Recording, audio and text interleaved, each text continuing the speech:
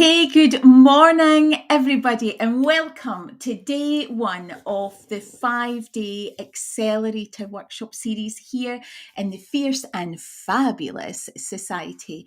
Now, this morning, it is all going to be about happiness and impact. I thought designing these next few days with you, I'm just going to fix this screen. I'm going to end up slouching all day if I don't. I thought let's just get connected in really quickly to what should be at the heart of not just our businesses, but our lives. And that is the magic H word, happiness. And today we are going to kick off with someone who I am so excited to have, because as many of you will have known, for the summit, we were supporting an organisation called B1G1, and as a small group of small businesses that we have, for every client that we bring on, we also donate into causes across the globe through this larger organisation. And that is what things are about. That's how you can have impact. You don't have to do things on your own. It's about partnering in association with bigger organisations who can have more reach, who can get the impact out there. And then when you're making a contribution, you really know where your money's going. And it's really satisfying because I know that for me, being able to support initiatives and projects that help women in different, more disadvantaged situations than I ever was, to be able to put that foot on the ladder, to be able to connect with their best selves, to be able to impact their families is so important to me. Because I even know in my situation with my story in life that it was really difficult. And I had enough food on my table, I had a roof over my head, I had an education, and it was still difficult being brought up in a tiny mining village where the only expectation would be that I would live beside my mother, marry a man she liked, get pregnant, have lots of children, and die. Do you know? And it was difficult enough for me then. So this is always a great opportunity to be able to support something bigger than me as an individual. Now, let's just get some practicalities here. Now, I can see what comes up on my screen, folks, is Facebook user, good morning, Facebook user, good morning. So if you can, there is a little thing that you can click on that gives me permission to see your name when you are in the chat, and I can see you all starting to come in. So good morning to you all. But I'm going to go on to introduce our speaker for this morning, who is Masami Sato. I'm not going to say too much. She is the CEO and founder of the global organisation B1G1, and she is coming to us live from, I think it's Singapore this morning. Is it Singapore, Masami? I think it yes. is. Wow. I'm from Singapore. Great to see you. To talk to us all about happiness and impact. Masami, it is a total pleasure to be in the same space and to share some precious time with you this morning. It really is. So thank you for joining us. Oh, thank you so much for having me. It's a pleasure to share this time with you. So I know that we're just going to crack right on because Masami has got a whole presentation for you. How cool is that? So I'm going to hand you over to Masami, who's going to take the reins and get a presentation up on the screen. And do put questions in the chat. I'm going to be monitoring it all on my phone so I can see who's asking them as well. And Masami, over to you this morning. All right. Here we are. And I believe you are looking at my black screen right now. Don't worry, your system is not broken. That's how it begins. So today I'm delighted to be invited to talk about very simple topic, but very deep topic as well, and very, very important topic for all of us, which is about actually happiness and creating, how we can create a happiness-centered business. And it's so easy to say, we should create more happiness. But what is really happiness? How do we actually create that more in our business? Because we can all imagine if people in our organizations were actually happy or people we serve, if we could actually help them feel more happiness, then of course it would be good for business as well. But how do we do that, and what it is that we really need to focus on? So today I'm delighted to share this topic, creating a happiness-centered business. But as we get into this, what is happiness for you? Like, what makes you happy, or what do you think is the definition of happiness? Because, is it really like happiness as simple as we think like, oh, I want to be happy, and then it works? Or what is it? So I'm interested in your thoughts and your take on the happiness. But how I see this is that we are actually all here living our story, right? Like life is like a story, because there is a beginning, and then we go through that story, and there is one day an end to this story as well, the completion. And business also has a story. The beginning, there is a start of a business, whether an idea sparks like imagination, and you set out to start a business. So there is a beginning and end to a story, and there is a beginning and end to your business. And of course, there is a beginning and to our life as well. So reflecting life and business as just like a story, what is it that we are trying to create? Now, story can be also seen as a journey. We think it's a journey, like it starts from somewhere and then we are heading toward a certain destination. So I want to share with you a simple and important quote about our journey. So they said, real voyage of discovery is not in seeking new landscapes, but in having new eyes. So when we set out on our business and on our story and journey, we think quite often when we begin, it's about the direction, destination, where we get to. That is the most important thing about our story and our journey. But what we realized when we were inside the journey or story is that destination is something that we it's moving along with us. So what matters the most is the present moment and what's happening right now, and how we see those things and how we respond to those things. So having new eyes and new perspectives in our journey and in our story is very, very transformative in guiding our journey and creating more happiness and joyful experiences in what we do. So in the theme of today's sharing, we will talk about your story and your journey, but I'd like to start by sharing my journey and my story. And through that journey that we get to share today, I hope that you will experience some moments where you would also shift and transform your own perspectives and start to feel differently about you and what you are doing in your life and also in your business. So I want to take you to look at this picture because this is where we are. This is the beautiful place we all share, our world. And when we look around, it's a beautiful place that we are surrounded by. And in this great big world, we see a lot of beauty and magic. But at the same time, we also see some challenges and issues. And those things are big things. And so in that big world, we are often lost, sometimes a little bit. And sometimes we feel a little bit powerless or disconnected because we are just like this tiny little dot. And so that dot is you and me. So I just made it bigger so you can spot the dot. We are all like this speck, tiny little dot in the big, beautiful world.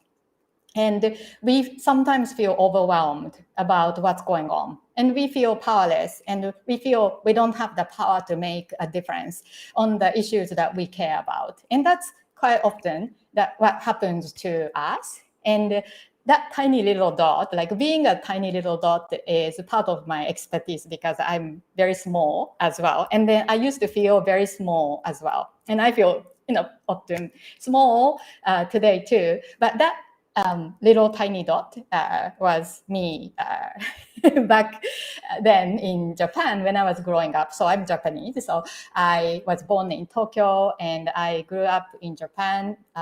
And I left Japan when I was around 20 years old. But that's me sitting in front of my grandparents' tiny little shop in Tokyo. So I spent a lot of time in my childhood helping my grandparents run this business, and just a tiny corner shop. But it gave me experience that I learned so much from. And I was very, very shy as a child. So for example, at school, I would hardly speak. So I was probably the quietest child at school.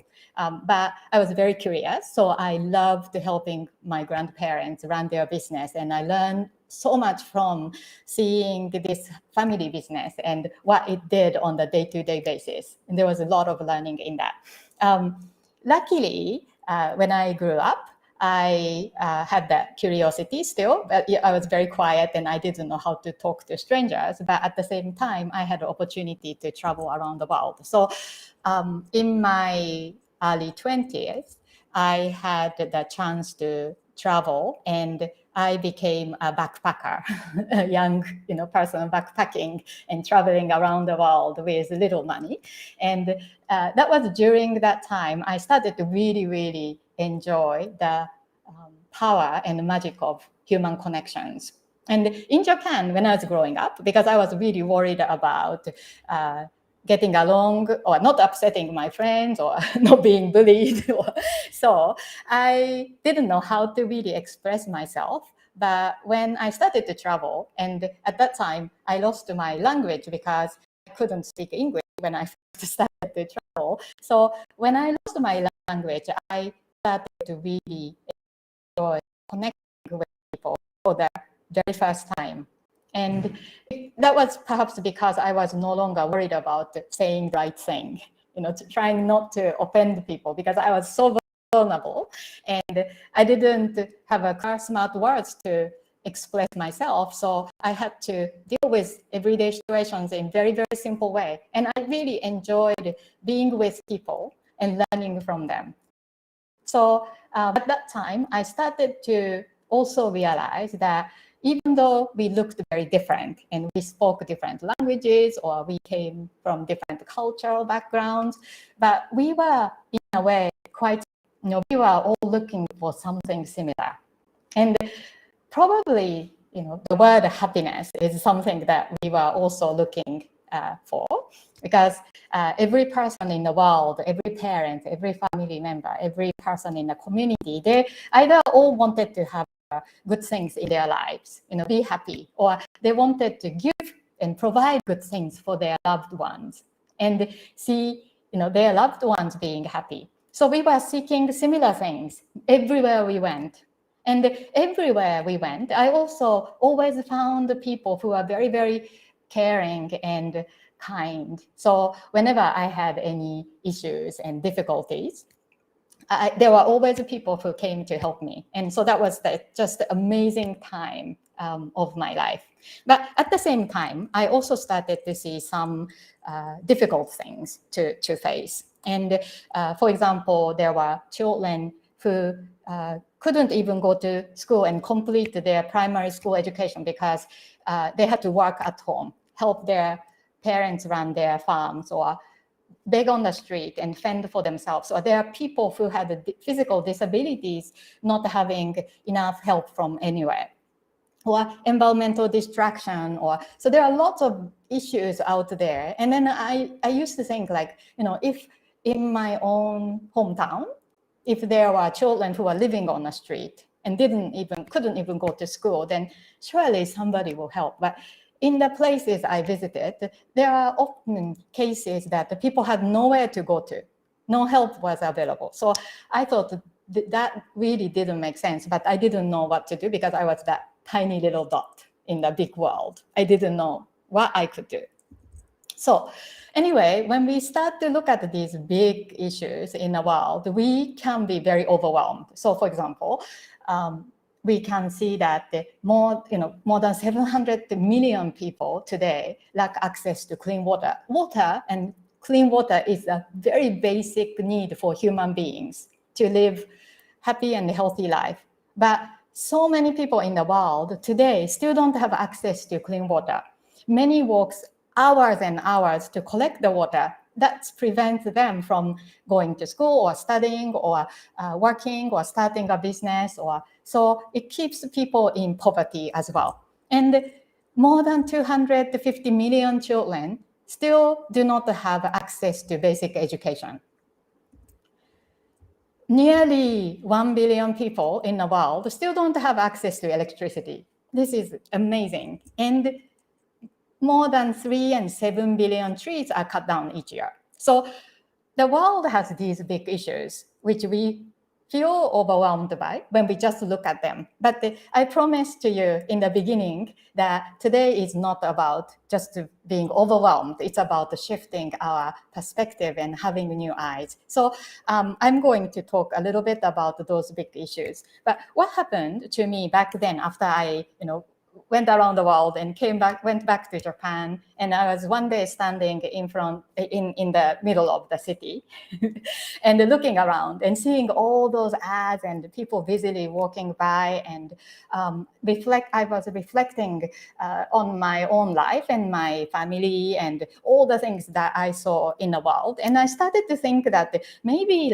consumerism was part of causing these issues, because I saw my parents working really hard, in my childhood, and I hardly ever could spend time with my parents. And that's why I was with my grandparents, because they were just so busy working to get a better life, to have more things and more financial resources and better opportunities at work.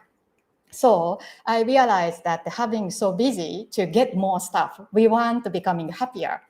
And then when I was young, I was very simplistic, but also a little bit judgmental as well. So I thought consumerism was the source of evil. So I don't know how to fix this world, but I didn't want to continue to be a consumer. So what I decided to do at that time was to stop buying things. So then I moved to countryside in Japan. And this was the farm I stayed and worked with farmers to learn about the traditional way of living in Japan, to try to create a self-sufficient life.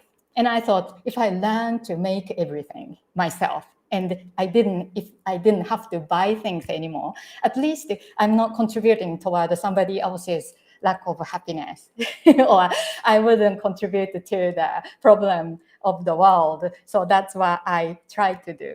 So I spent the next 2 years in the countryside and trying to have this life of self-sufficiency. And I learned so much during that time by doing things together in a simple community, working and helping each other with people in the community. And even though we had very little, and quite often there were unexpected challenges that we faced, such as, our crop didn't grow in the best way because of the storm, or so even though those things were happening, I felt quite like a deep sense of trust. And, it was a very, very special time. But then at the same time, after spending 2 years, I started to realize that maybe I was wrong to come to be, or try to be perfect and try not to create harm, and then judging the world outside. So what I learned was that actually, even in a simple community like that, we always had to exchange things, or rely on resources coming from outside to have the life that is enjoyable. And I enjoyed, eating food and singing together in the evening, and sharing things with the people around me. So I learned so much about that in that part of my life. But at the same time, I realized that maybe if I stopped judging, because everywhere around the world, people actually cared and they wanted to be happy, or they wanted to make others happy. So at the same time, once we stop judging the world, then maybe we can start seeing the things in a different way with new eyes. So one thing I learned a lot in the natural living was this. So farmers created abundance in their life year after year, not necessarily because they had a business degree and the MBA education to maximize their return on investment, but naturally there has been always this like wisdom in a world that people also had to create a sustainable abundance. So today I want to share one of those things I learned, which I think is also powerful in our life and business. And also about creating more joy and happiness in our business. So I want to introduce you to the cycles of creation and abundance. And there are two ways to do this. So if we want to have things, and if we want to create abundance, we can create it in one way or the other, or a little bit more of one way or a little bit more of the other way. So the first cycle starts with the idea of getting. So what happens is, okay, we don't have something, right? Like we need to get something. So we start with the desire to get something, and then we find a way to get to that thing. Then we have what we wanted. But after that, with this getting mindset, what tends to happen is after we gain what we wanted, then quite often we experience this. The kind of sense of loss or that you wanted to have is no longer important, or you already consumed it and it's gone. So you again need to get something else and then keep going around in this cycle. There is another way or another dynamics which start with the idea of having, which is to look around and notice and realize what we already have. So farmers realize they have the ground, they have the nature around them, they have resources, and by appreciating those things, they will try to give. So to nurture the soil by putting more compost or nutrition into the soil and take care of it. And then as a result, by giving what we have, we receive. So there is these like two cycles of creations that we just tap into. And what I realized was that when I was living my former life, where every time I was thinking like, oh, my friend has this and I need to have this so I can be, they're included in their group or whatever that is, and then try to get stuff. And then after that, then there's more need to get more things. So that was that dynamic. But there is another dynamic, which is about having, giving, and receiving, having, giving, and harvesting the results. So the first cycle is like a deficient cycle. So there is always underlying feeling that you never have enough. You don't have enough. You need to get more stuff and then continue to get more things. So you might feel a little bit insecure about not having enough. Another cycle of having is a sufficient cycle where no matter how much or how you start to have a sufficiency feeling of you have something precious, something important, and you can treasure and you can share that with people. And then continuously you go on the cycle. So even in businesses, so when you look at the communities or businesses, some of these groups are operating more with a stronger cycle of getting or stronger cycle of giving or having and giving. So what we can do here is when we were thinking about the designing a business which has more happiness inside, then consciously creating the cycle that harness the sufficiency and sharing and caring attitude will naturally add to that. And it's easy to say, look around the world and say, oh, everybody is operating like this. Businesses are focused on their own gain, or people are trying to cheat you. Or we shouldn't trust others. So even people or communities or groups around us seem to be operating in certain way or the other. We always have a choice. We always have ability to share our perspective and starting the different dynamics and different cycle. So that was one of those things like idea that the farmers did really well because without actually giving and sharing their involvement, they couldn't actually harness more abundance.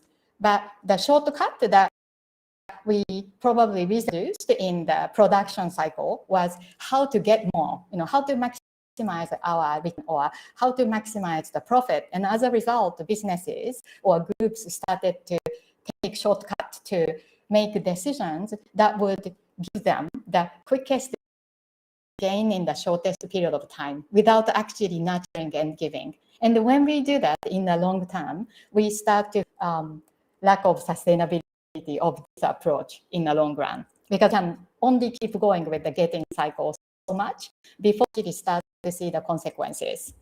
Now, with that in mind, we want to also see the way we look at those big numbers in the world, the problems that we face, and how do we bring in new perspective so that we don't feel overwhelmed anymore. So first number, $22 billion is the amount of annual funding that is required for us to be able to provide access to education to children in the world who currently don't have that access. 22 billion. And $23 billion is the amount of annual funding we need to give access to clean water to people who currently don't have access to clean water.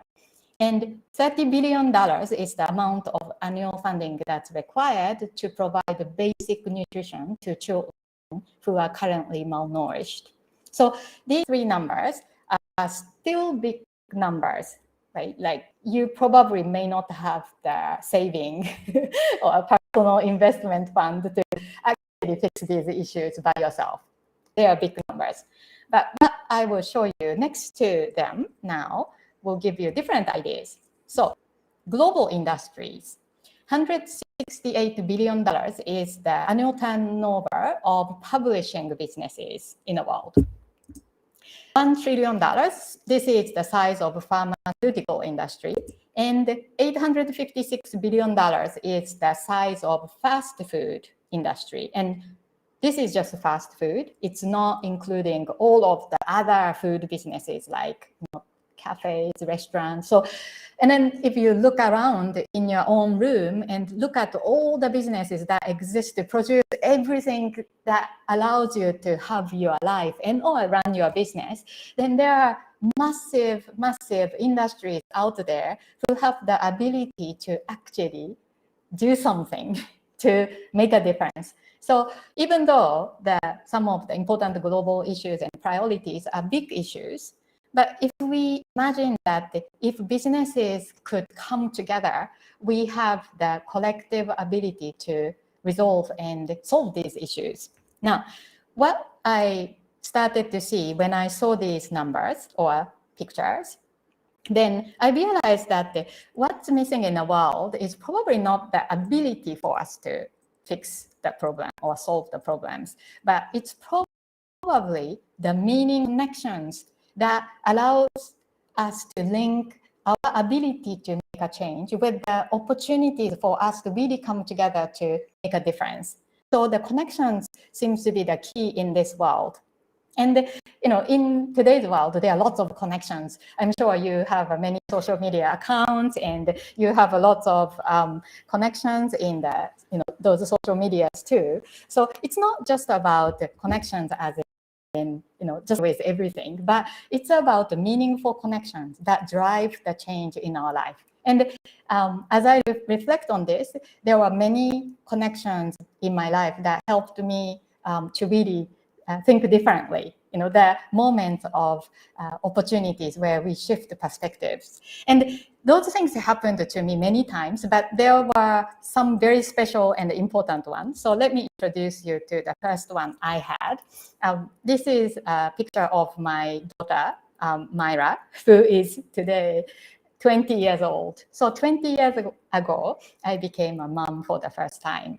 And that really transformed everything for me because until then, because I was growing up in a family where we weren't really connected, and I felt in a way lonely, and I wasn't really sure if my parents really loved me because we never really had the time together. And so I didn't really want to have a family, create a family or have children, but almost I became a mom. So it happened to me. And when that happened, everything transformed in my life. I fell in love with this little one. And I was so determined. I was so moved and I was so determined that I would do everything, to make sure that she will grow up to be happy and a healthy person and to have great opportunities in life. But then a couple of weeks later, I started to see different faces in my mind of children around the world I connected with when I was backpacking. Because those days when I saw street children fending for themselves, and I just, all I could do is to just connect with them. I didn't know how to solve their problems or how to solve the world's problems. And I moved on. But when I had my own child, I, for the first time, realized that I cannot keep just saying I couldn't do anything. And then I thought, if I could do only a little bit, but I still should be doing something. So that's when I started to go into business. So this was a photo of me and Myra in our first business. And when she was 3 months old, we bought this takeaway fast food bar, which was struggling, almost got this business for no money down. And there was that first business I could run. So, and the reason why I went into food business, and I'm sure like you all have a different story. So if you look back and why you started what you are doing today, then you had a story. And so for me, food was very special because during that time I was traveling and I couldn't speak very well. So language wasn't my choice of connections, but I could cook and I loved food. So I was interested in food and I could share the experience of eating together or being curious to learn how people cook the different things like in the world. Then I always could connect with people. So food was for me the way to connect with people and it opened up my world. So that's why I went into food business. And I set out to make sure that when this business succeed, I wanted to give all the money back so I could help support, help children in need and street children to complete the school education, have access to nourishing meals. So that's why I started my business. So the first business was this takeaway food bar. And I had customers who are truck drivers and working in factories. And, eventually this business became quite successful and we were tripling our turnovers. And we sold this business and another one in New Zealand back then. At that time, I was in New Zealand. Then we moved to Australia to start a more proper food. So we had a food production company in Australia. And eventually it became a frozen meal production company, which distributed the packaged frozen healthy and organic gluten-free meals to many different retail outlets.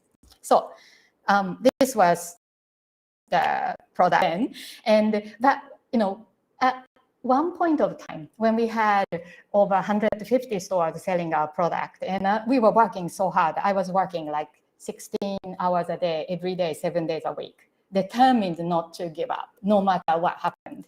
Because for me, it was about doing something for the children in the world. So we kept going. But one day when I was in the production kitchen, suddenly this thought came to me because 5 years into my entrepreneurship journey, I realized that we weren't doing anything because every time we had to scale up business, grow, we always found a way to put the money back into business, such as we need a new freezer room, we need bedding, we need marketing, and always thinking that we had to be more successful to do something great. So for me, like that great goal that we had and aspiration, it was all moving ahead of us. So then I thought, if I kept thinking like this, maybe 10 or 20 years time, I would still be telling myself the same story and said, I'm ready yet. So this was when a simple idea came to me. I thought, what if instead of trying to do big thing, one day in the future, what if we did little things that we could do every day? And we decided that for every packet of frozen meal we sold, we will help feed and educate one child for one meal. We will give one meal. And we found that through a reputable, experienced charity organization, we could actually provide a meal for just around 25 cents back then. And I thought, wow, that's possible. We can do this. It's like adding one more ingredient to our product to add the act of kindness and caring in our everyday business action. So that really transformed my business and outlook about what businesses could do and what I could do. So after a while, about 7 months in after that, I also started to imagine and realize that the world had so many different businesses and so many different stories. And I met some extremely caring people and other entrepreneurs in my own business journey, my suppliers and other friends who had different businesses. And they started their own businesses because they cared about different issues. And they wanted to solve somebody else's issues or help make a world a better place in different ways. So I thought, what if something like this was done very easily for any businesses, then maybe there are lots of businesses out there who would also do this. So that's when we started to imagine a new world. So just with me. So imagine if every time you have a cup of coffee, a child receives access to life-saving water. Or imagine every time you purchase a piece of lovely clothing or dress, a girl receives access to education so that she would not be, well, imagine if every time your accountant files a tax return, then the family receives access to a goat so that they could have a better income source and help them uplift their family from poverty. So that world of, where businesses make the difference through everyday act is the world of B1G1. So I am from an organization, B1G1. So at that time, when we had this idea, I eventually finally decided to sell my company in Australia and then move to Singapore, where I am today, to start the B1G1 Buy One Give One, initially called, but B1G1 initiative as a global giving initiative to help businesses around the world embed these acts of kindness into everyday business activities. And this is our website today. Now, B1G1 community today, so over the past more than a decade, we have worked with thousands of businesses, and those businesses have, so we today have more than nearly 3,000 businesses working with us.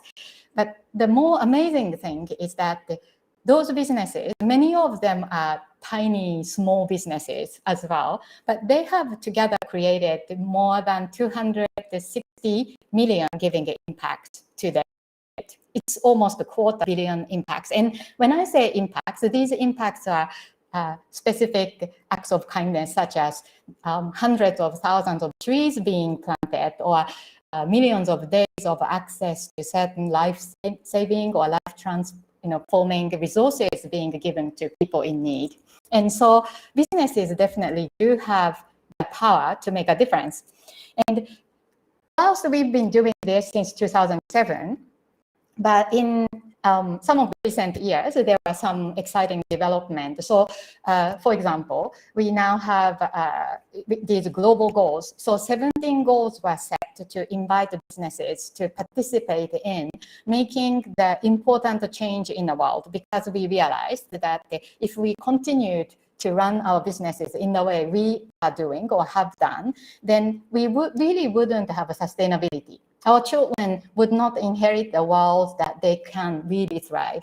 So these 17 goals are out there. They show us how big those issues that we need to tackle are. But what B1G1 does is align all of the project activities, provide access to water, or planting trees, or cleaning coastal trash from beaches to protect the marine life. So we quantify all of those projects and associate with all these 17 goals so that every business can find the meaning and purpose in what they are doing, and then integrating effective giving in everything they do. So what I would like to do is, if the video play works, then I just want to show you this quick 2-minute video. So if you can't hear sound or something, please put the message in the chat.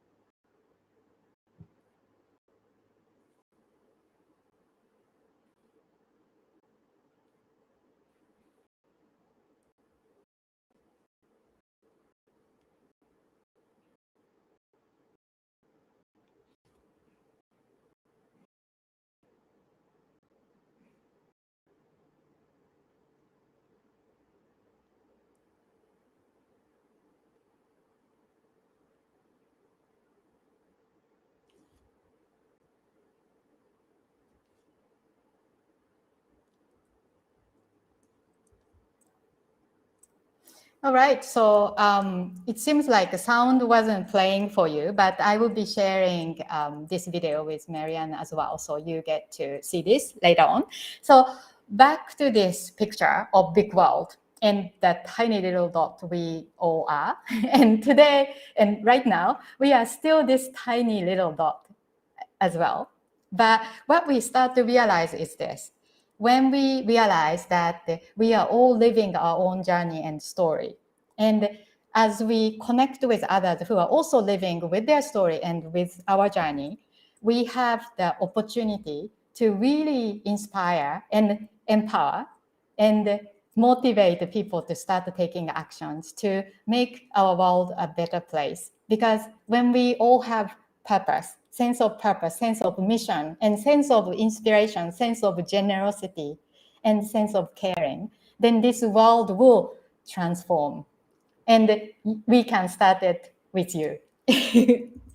Now, back to this quote about the journey. I hope that you had some ideas and new ways to look at your life and what you are doing, and find opportunities to really leverage your journey as well. Because our journey cannot be, created to be a happy one alone, but with the giving focus and caring focus and the abundance cycle that we create, we can really transform this.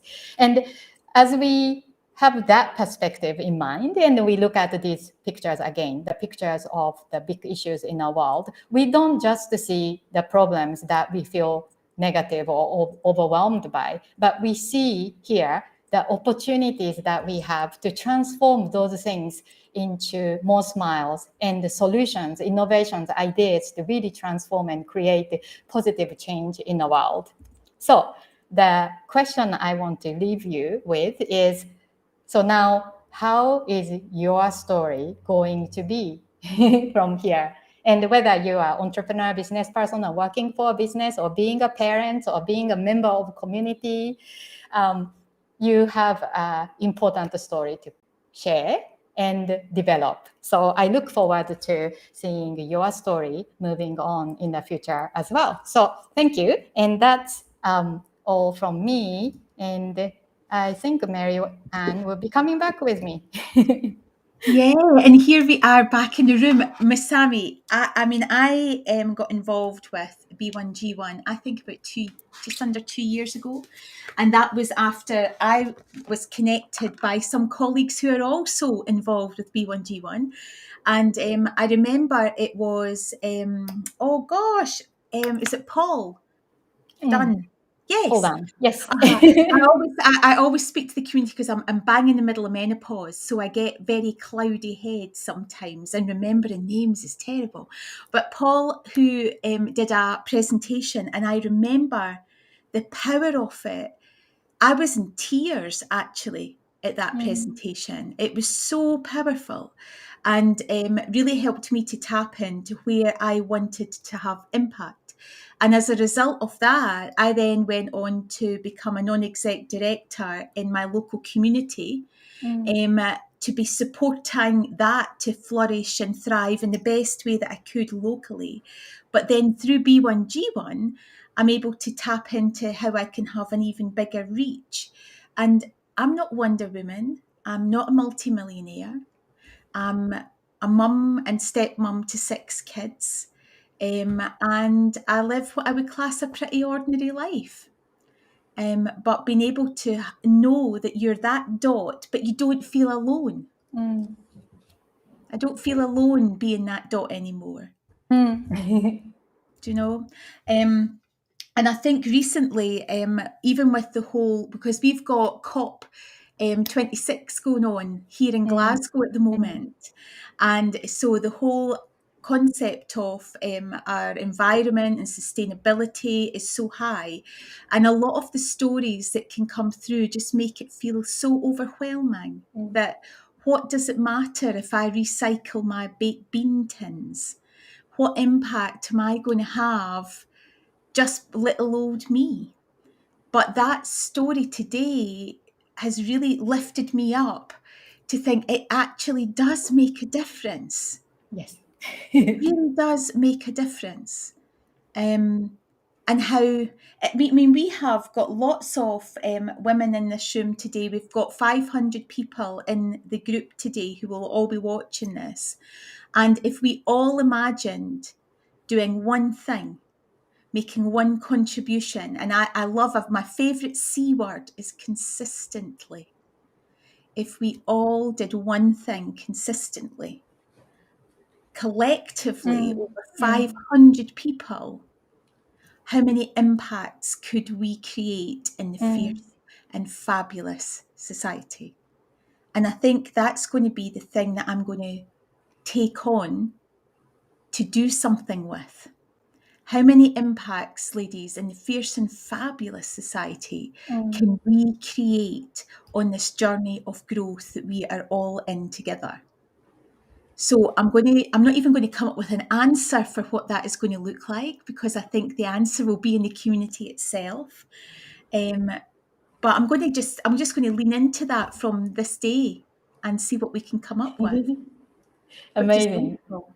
Yeah, Mhm. and I want to thank everybody who's tuning in today, because by you being part of, what you are doing, Maryann, everybody is actually contributing to make a difference. And I believe that you are thinking about, particularly selecting some project supporting women to really transform their lives, because you just mentioned to me that when you transform women, then women will transform also children in the community too. So I just really admire, the thinking behind that, and also I want to thank everybody who is coming here.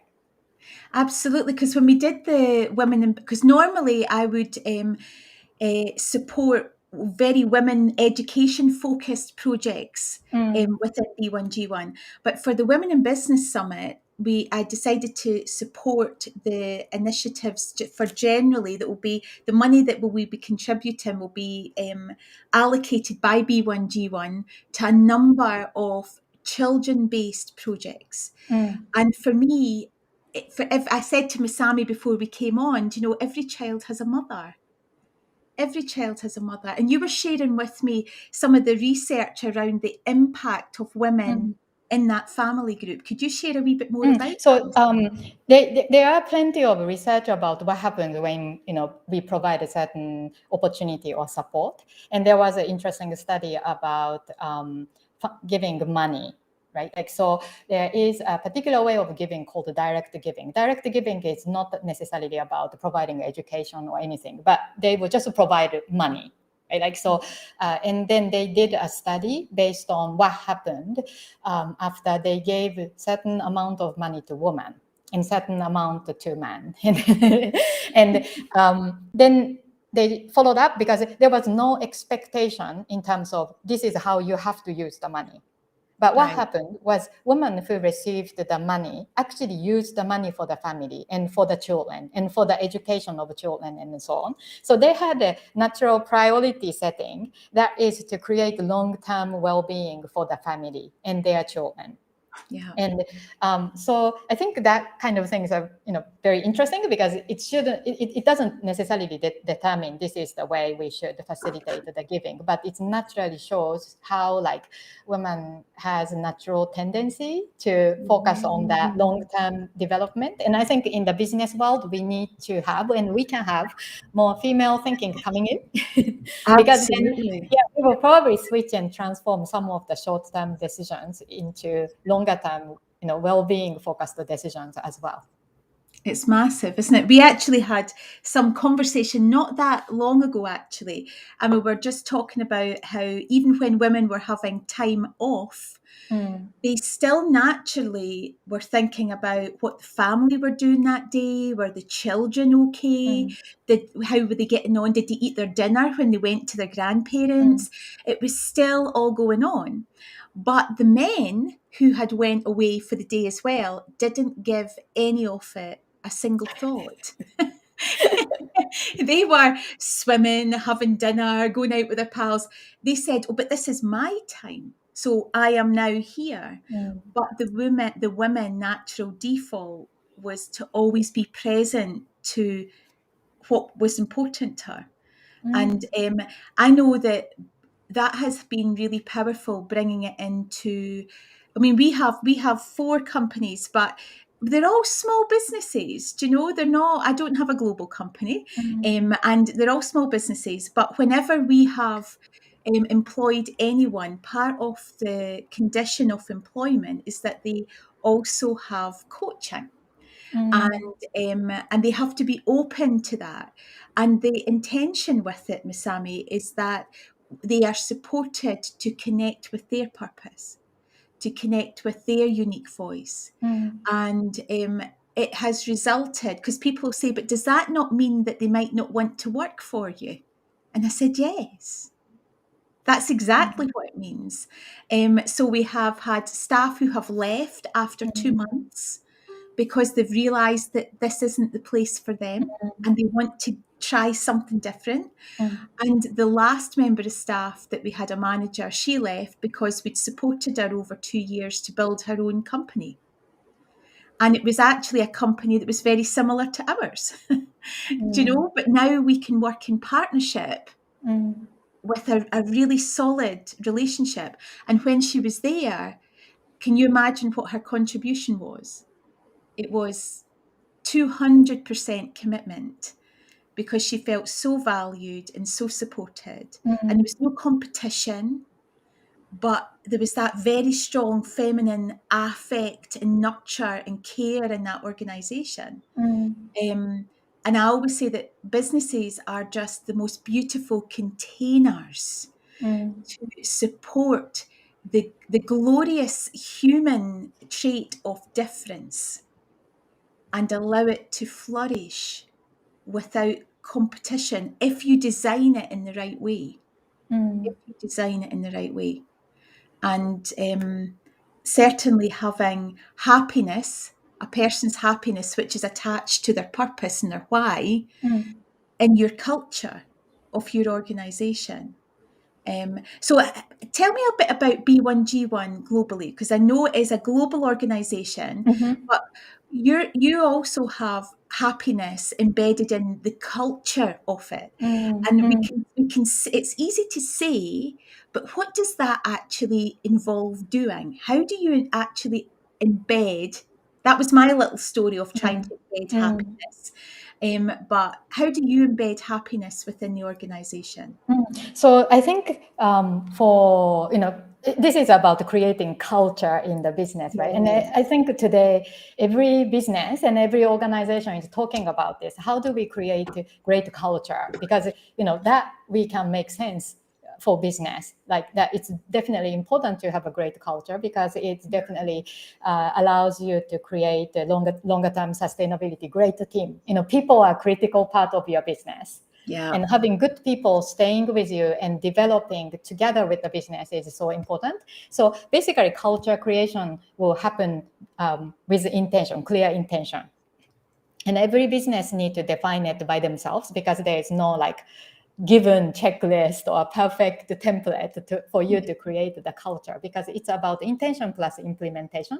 So first of all, businesses need to identify the purpose and mission and purpose that stand for, because if the business's ultimate objective is we're gonna make lots of profit by selling this, then I don't think it can create we know that it's not going to create a great culture. So what is it that you stand for as a business? That's very, very important. You cannot just write it down in the mission statement, but you really need to stand for it.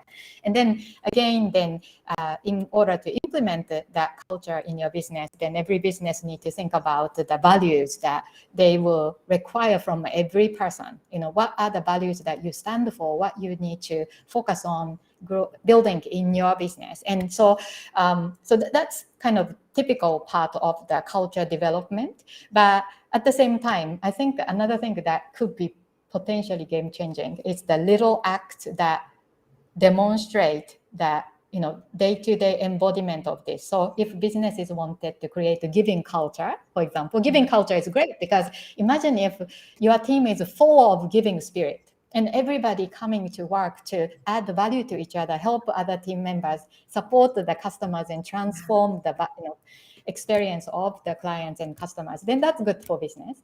But then that means then little things like act of giving, and even the little things when you achieve something, let's celebrate by planting trees or volunteering our time to help people. So when we can incorporate these little acts of giving and caring into businesses and do it on a regular basis, then that could be also transformative as well. So there are lots of things that we could all do.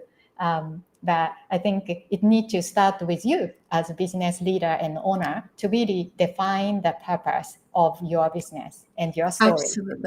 Absolutely. And it is such a personal thing, isn't it? Because I know that there was a moment when we were thinking, right, what can we do to take the giving further, especially in our local community? And there was lots of things that were out there. There's lots of opportunities to give, but not all of them felt aligned. They didn't all feel, you couldn't give to them all, but it was about connecting with what aligns with what we're doing and the people in this organization, and being really focused on those ones.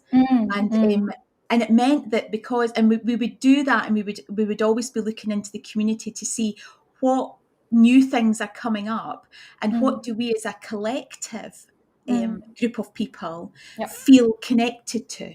And sometimes we would support initiatives because one member of staff, it was very important to them for a particular reason. And we would align it with that. It didn't matter because the whole thing was about that philosophy of giving.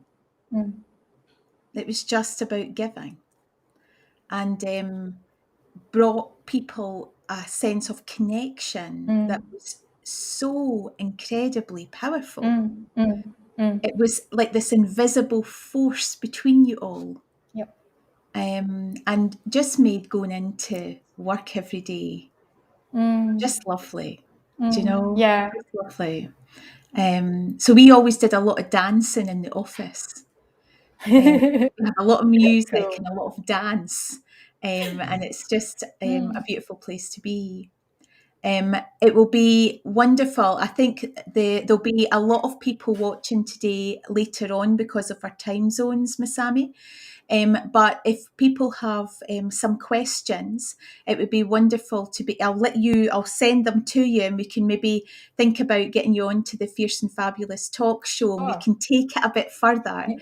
But Sure. everybody in the community, I'm wanting us just to harness today. There's that idea of we have got a community of people here that is growing every single day.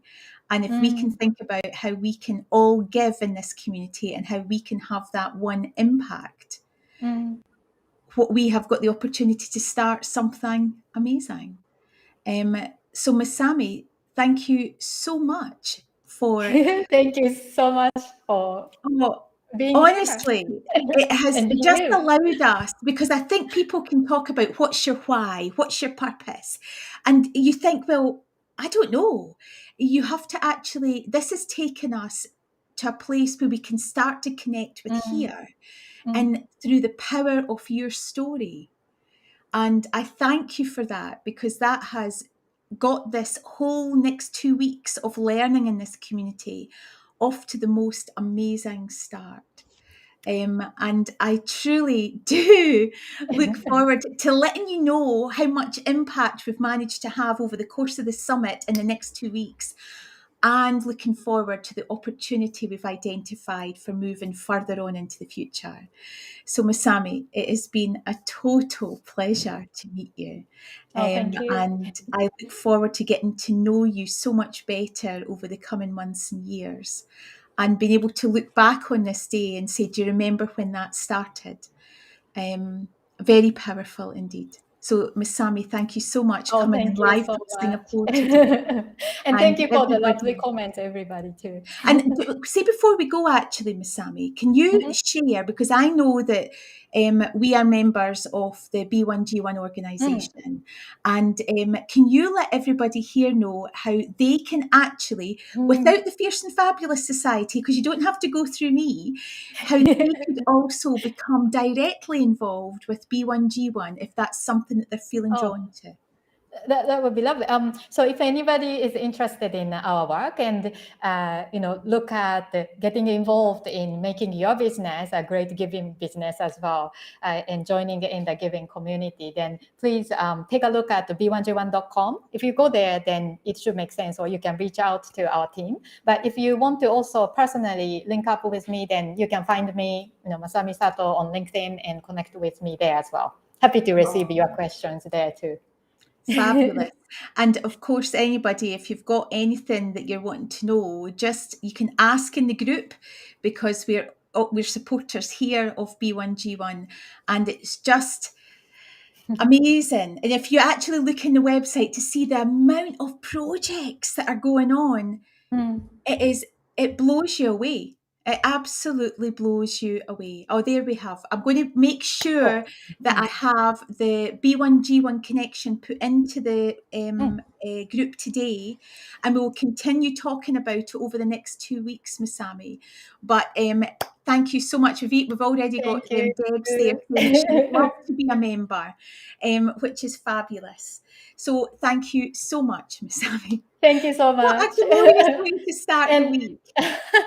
yeah, so all the best to you and everybody here. And I hope that you take away so much from this, and then start really also transforming people around you as well. So thank you. Thank you for all Oh, you do. thank All the you. best.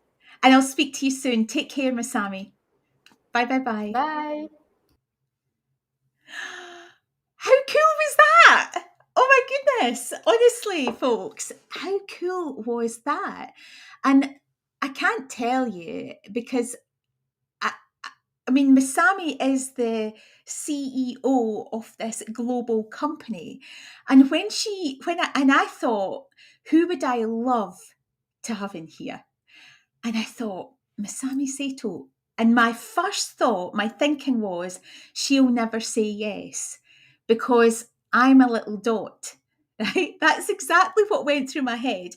But quickly I thought, Maryann, what on earth are you talking about?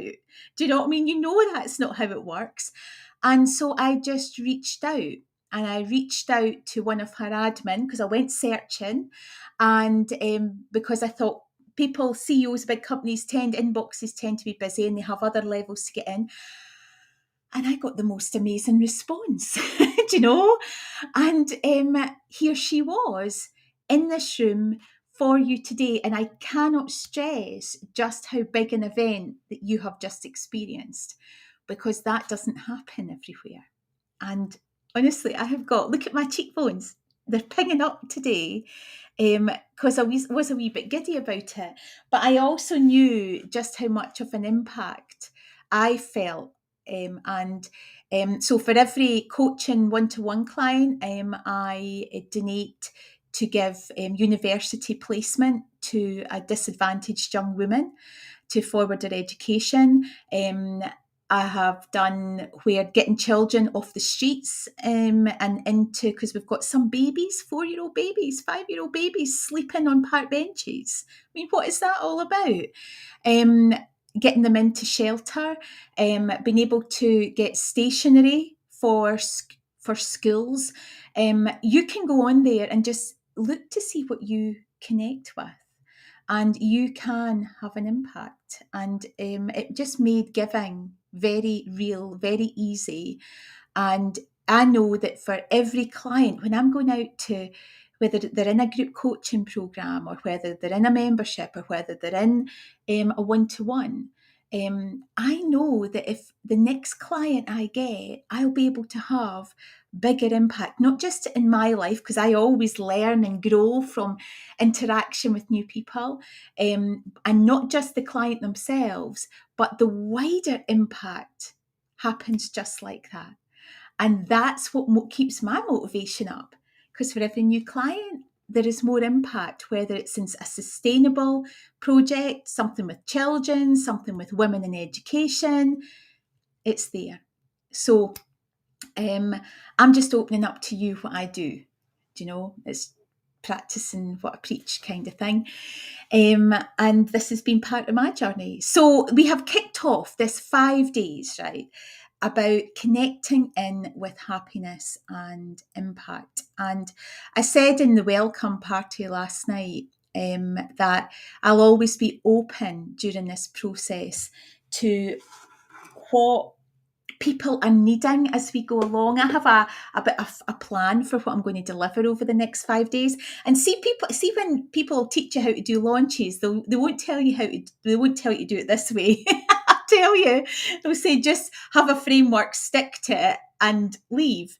I don't want to do it that way. If there's something that comes up that I think actually this might be a better way of doing it, I'm going to shift with that. So today's homework, I'm wanting you to connect in with what Masami started her presentation today, and that is about what is your story of happiness? What is your story of happiness? And I'm wanting you to think about what has been your past story of happiness and what is your present story of happiness. And guess what? What do you want your future story of happiness to be? Now, let's just get a little bit more of a deeper understanding about what happiness is. Now, happiness is an emotion that is related to action, which means it's related to experience. So the more positive experiences you have, those positive experiences trigger the emotion of happiness. Now, it's different from joy, because joy is a choice. I can choose to have my world falling about me and still feel joyful. And it goes back to what Masami was saying about that cycle of creation and abundance. You either have a getting, I need mindset. Do you know, when everything's falling about you and you think, I need more money, I need more people, I need more this, I need more that. Or you have a having mindset, which is, do you know, yeah, the house roof's got a big leak in it. Yeah, I don't have any money in the bank today. Yeah, the car's stopped working, but I have my health, I have the love of my children, I have food for dinner tonight, I have amazing friendships, that is when joy is activated. That is when joy is activated. If you are living in a getting cycle, I need to get, and it's in a place of scarcity, then your chances of having positive experience and attracting positive experience into your life is really, really diminished, because your focus is on the negative all of the time. And if that's what you're putting out, guess what, folks? That's what you get right back at you. Whereas if you're in a place of having, and this is where, can you see how this all interlinks with that? Even gratitude comes in. And it gets really complex. But if you're in a place of real gratitude and having, then you're going to attract more positive experiences and opportunities into your life, which is going to trigger that emotion of happiness. The more happiness you have in your life, the easier it is to choose joy, regardless of when you are facing adversity or not. And that's how it all works.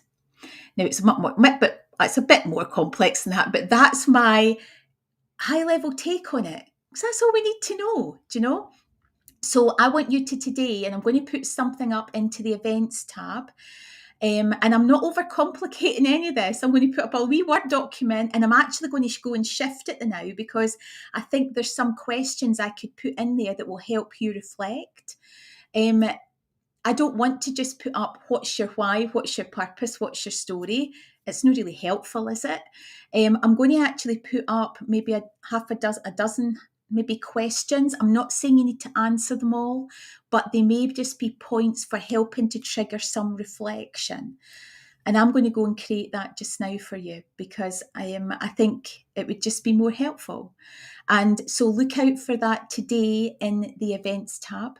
Because I'm going to try and serve you as best I can in this whole process. So what is your story of happiness from your past? Thinking, connecting into what made me happy when I was younger? What made me happy when I reflect back? What is the immediate things that come to mind?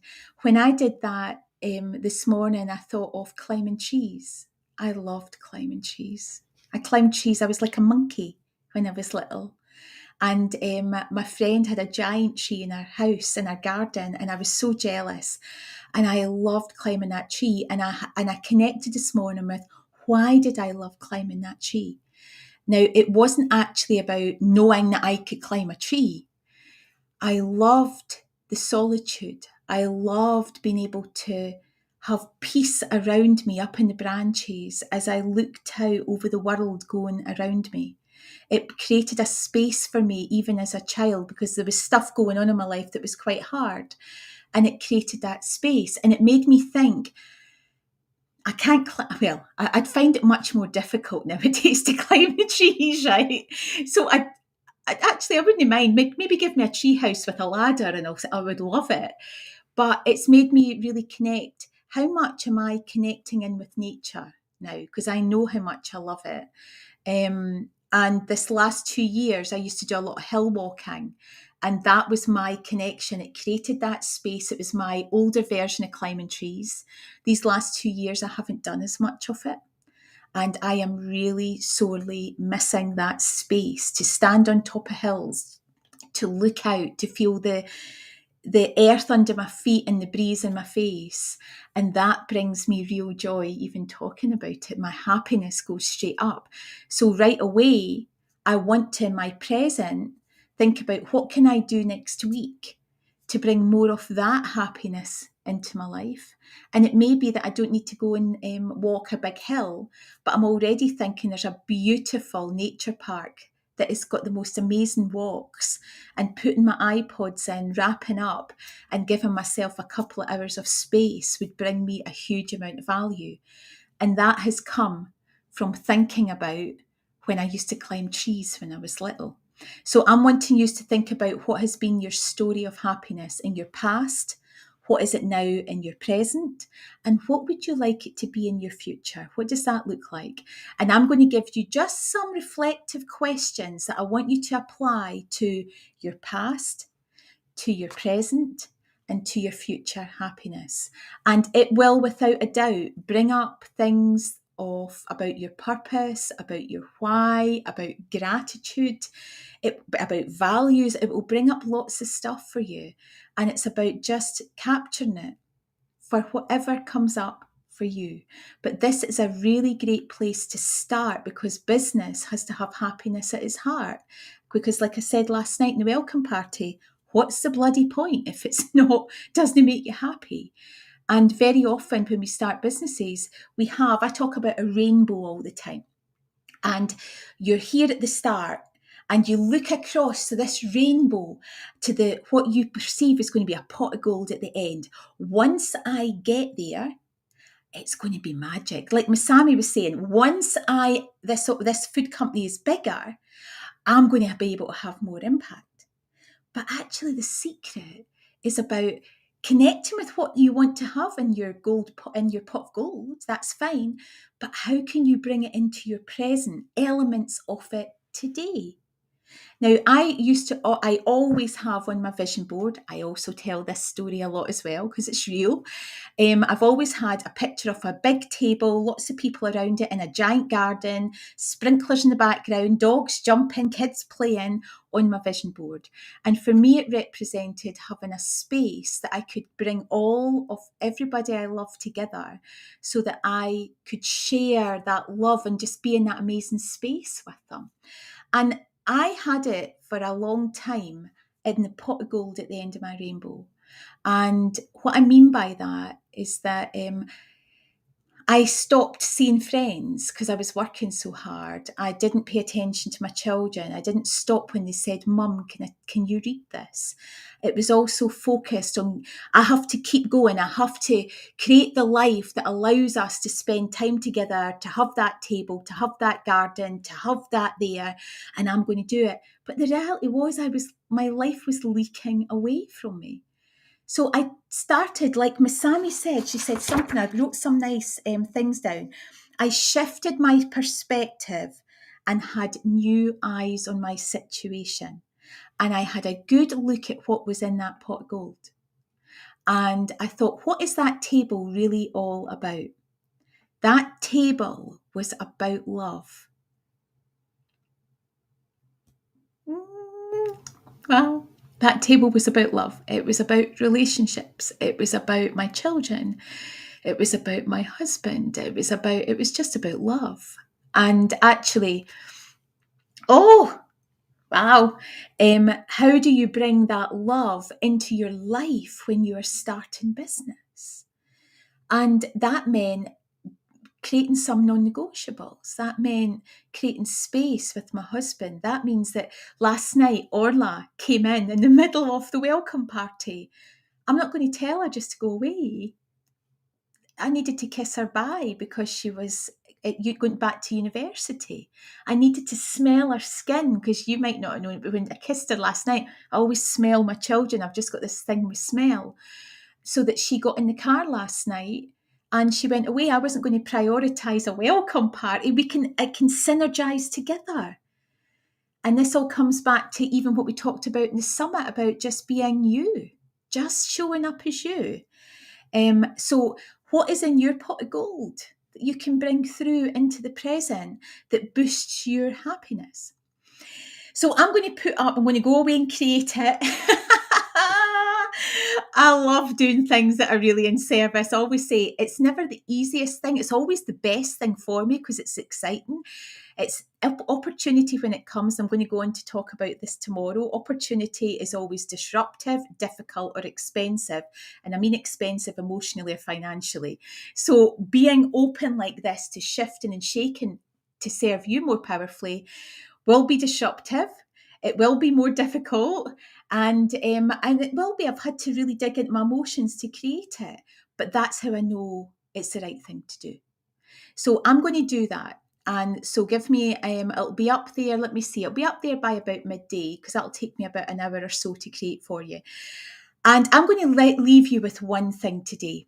I so engage with that whole concept of the law of attraction, and that's a whole other topic, I know.